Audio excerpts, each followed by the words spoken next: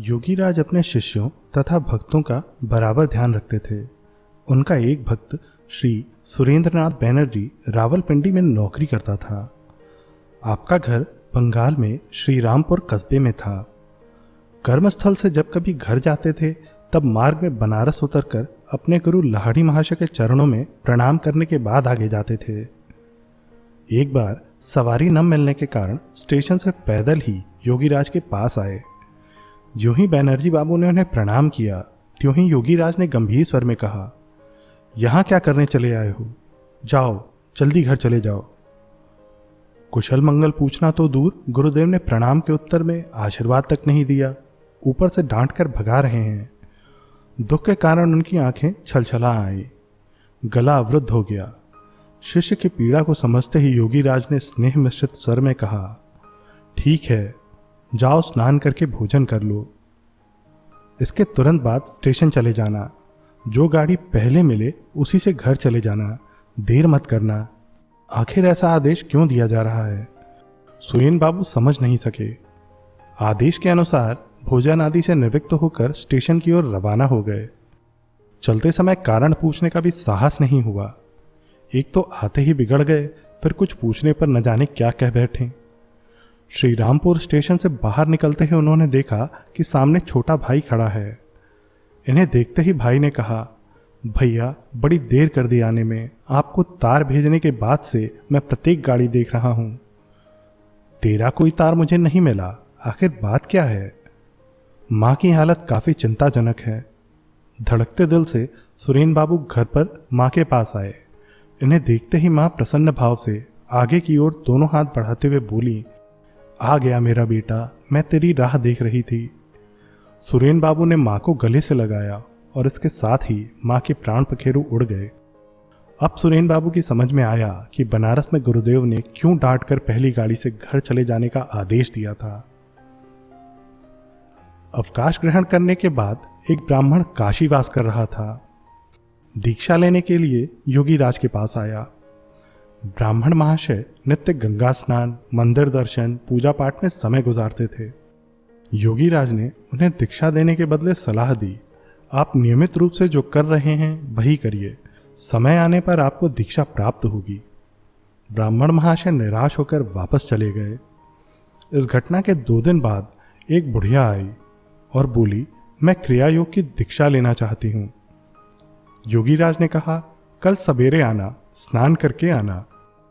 जब वह वृद्धा चली गई तब उपस्थित भक्तों में से एक ने पूछा, महाराज परसों एक ब्राह्मण आया था, तब आपने उसे दीक्षा नहीं दी और उस वृद्धा को क्रियायोग बताने को तैयार हो गए, क्या बात है? योगीराज ने कहा, उस ब्राह्मण में धर्म भाव इसी जन्म में प्रारंभ हुआ है, अभी वह पूजा पाठ करता रहे। यह वृद्धा पिछले जन्म में योग क्रिया की दीक्षा पाकर भी कुछ नहीं कर पाई, अब अपने कर्म फलों को भोग कर मेरे पास आई है, इसलिए योग दीक्षा दूंगा।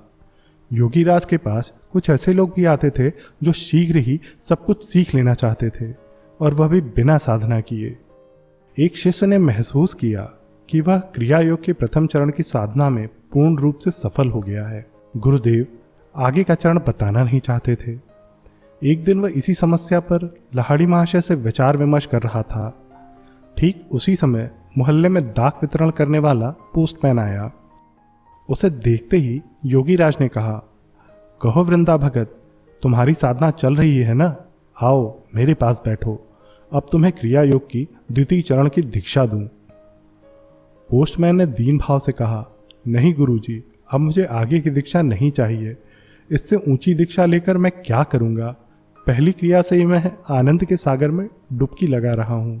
आजकल मेरा मन इस कार्य में नहीं लग रहा है। आज तो केवल आपका आशीर्वाद लेने आया हूं, ताकि सर्वदा इसी आनंद में मस्त रहूं। लाहड़ी महाशय ने मुस्कुराते हुए कहा, वृंदा, प्रथम चरण में ही आनंद सागर में तैर रहे हो।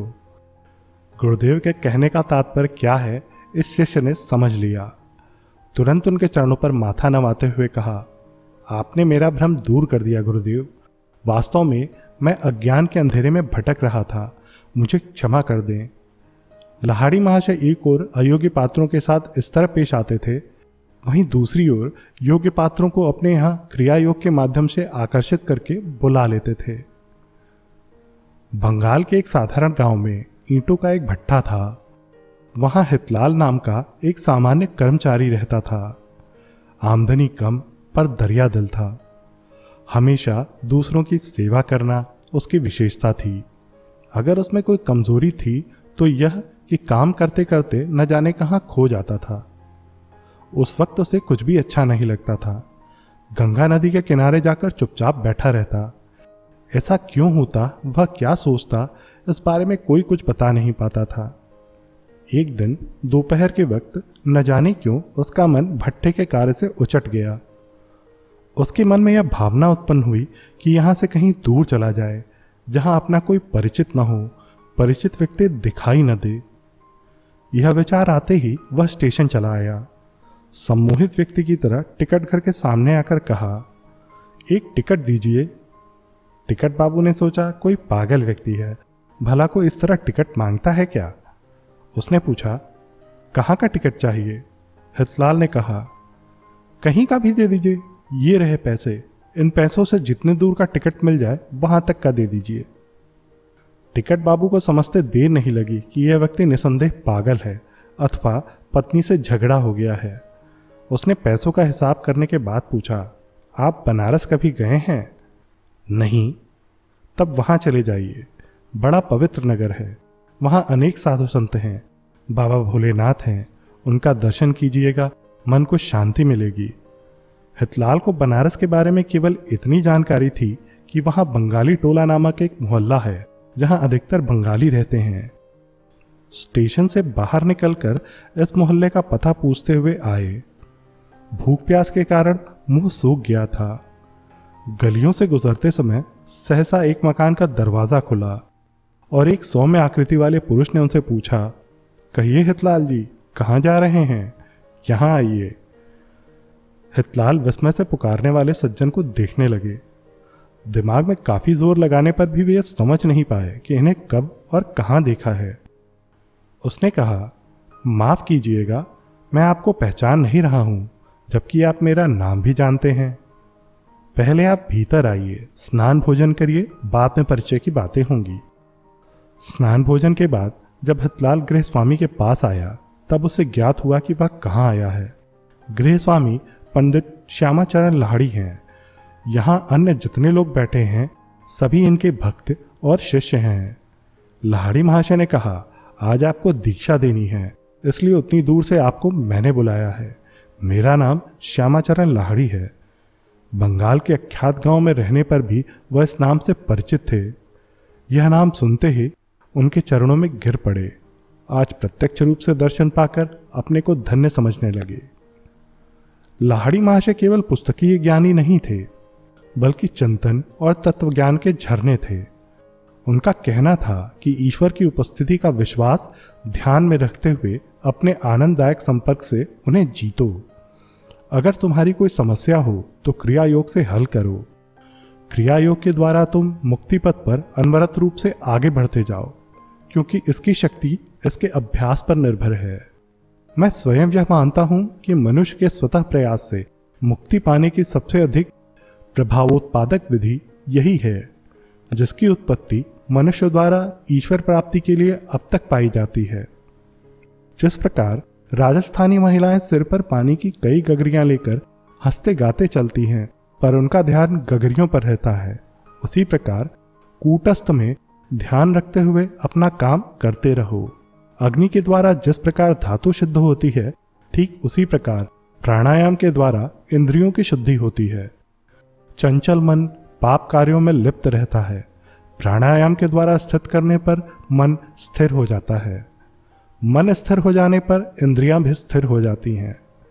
प्रत्येक मनुष्य 24 घंटे में 21,600 बार श्वास लेता है। यही मनुष्य की आयु होती है। जब श्वास की पूंजी समाप्त होती है तब मनुष्य का देहांत होता है। एक प्राणायाम में केवल 24 सेकंड लगते हैं। 24 घंटे में मनुष्य 1964 बार प्राणायाम करते हुए इतनी बार श्वास लेता है। यही वजह है कि योगीजन प्राणायाम को अधिक महत्व देते हैं, ताकि श्वासों की पूंजी जल्द समाप्त न हो जाए।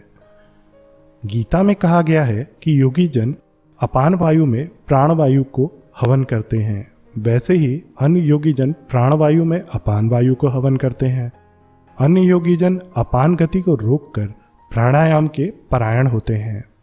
बाहरी विषय भोग का चिंतन न करते हुए बाहर ही त्याग कर और नेत्रों की दृष्टि भ्रिकुटी के बीच में स्थित करके तथा नासिका में विचरने वाले प्राण और अपान वायु को एक में मिलाना चाहिए। जीती हुई इंद्रियां, मन और बुद्धि जिसकी हो, ऐसा मुनि इच्छा, भय और क्रोध से रहित है, वह सदा मुक्त ही है। भक्तों से घिरे लहाड़ी महाशय बात करते करते अचानक न जाने किसे नमस्कार करते रहते थे।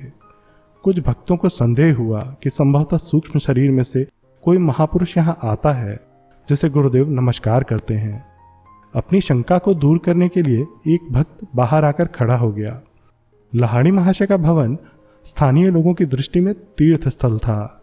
राह चलते जो भीतर नहीं आते थे वे लहाड़ी महाशय को बाहर से ही प्रणाम करते हुए आगे बढ़ जाते थे। लहाड़ी महाशय कमरे के भीतर बैठे इस प्रणाम का उत्तर हाथ उठाकर देते थे। तब भक्तों को ज्ञान हुआ कि गुरुदेव सूक्ष्म शरीर वालों को नहीं, राह चलते लोगों को नमस्कार का उत्तर देते थे। योगीराज की अतीन्द्रिय शक्ति देखकर उनके भक्तों को आश्चर्य होता, इसलिए वे अत्यंत श्रद्धा के साथ अपने कल्याण की कामना उनसे करते रहते। आपका एक भक्त कृष्णराम नित्य आपके साथ गंगा स्नान के लिए जाता था। एक दिन रास्ते में रुककर योगीराज ने पूछा, कृष्णराम, कपड़ा फाड़। कपड़ा फाड़? यह क्या भला है? किसका कपड़ा, अपना या उनका? गुरुजी को अचानक क्या हो गया? बेचारा कृष्णराम को समझ नहीं सका। अभी वह ऊहापोह की स्थिति में था कि ऊपर से एक ईंट लहाड़ी महाशय के पैरों पर गिरी और पैर घायल हो गया। तुरंत अपनी धोती फाड़कर कृष्णराम को छत पर पट्टी बांधते हुए कहा, गुरुदेव, जब आपको यह मालूम हो गया था कि ऊपर से ईंट गिरने वाली है तब जरा हटकर बढ़ जाते, जानबूझकर घायल होने से क्या मिला? योगीराज ने कहा, ऐसा नहीं होता बेटा, अगर हट जाता तो यह भोग आगे भयंकर रूप में आता, इसलिए प्रारब्ध का भोग दंड तुरंत स्वीकार कर लेना चाहिए। नित्य शाम को योगीराज अपने घर भागवत कथा भक्तों को सुनाया करते थे। एक दिन कथा कहते कहते बोल उठे, न जाने क्यों आज दम घुट रहा है, अब कुछ कहते नहीं बन रहा है, लग रहा है जैसे अथाह सागर में डूब रहा हूं। लहाड़ी महाशय की बातें कोई समझ नहीं सका। लोग एक दूसरे का मुंह देखते रहे। दूसरे दिन समाचार पत्रों में प्रकाशित हुआ, जापान के समीप एक जहाज डूब गया जिसमें हजारों व्यक्तियों को जल समाधि मिली।